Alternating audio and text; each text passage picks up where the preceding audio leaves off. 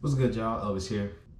The other day, someone asked me if their barber was taxing on their haircut price.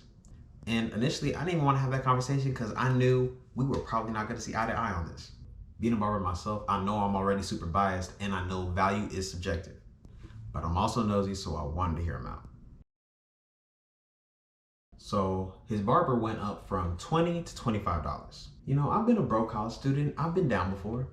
I remember when $5 was the difference between if I ate or not. And now I'm real thankful to be blessed to be in a position where $5 doesn't mean that much to me. And this is no shade to him. Like, I know he can afford it, but the thing is that he didn't want to pay it. And that's the important takeaway.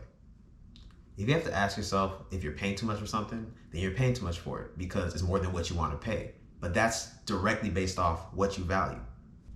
If you value something more, you're willing to pay more in exchange for it. I used to be really emotionally attached to money.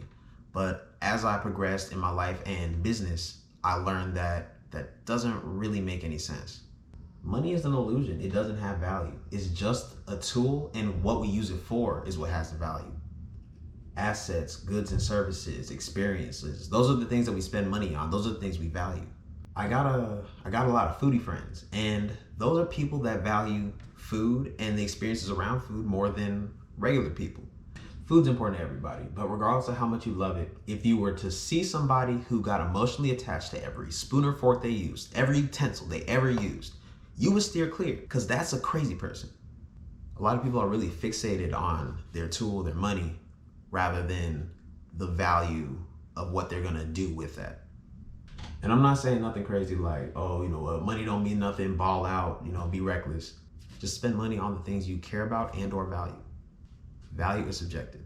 Whether or not another person sees your value is not relevant.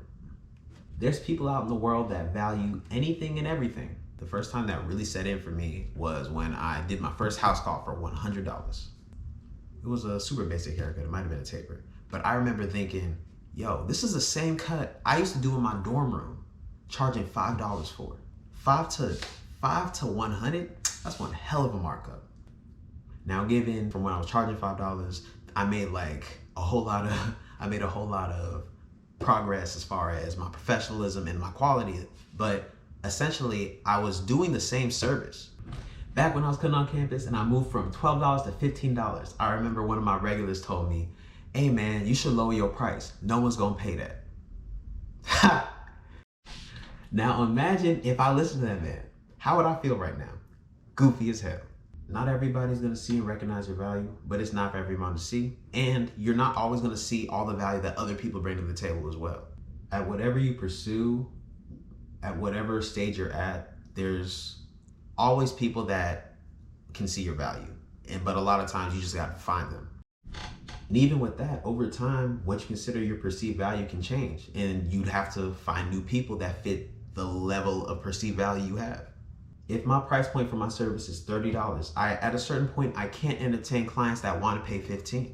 I have to move up to clientele that share my perceived value, or even ideally think is more valuable.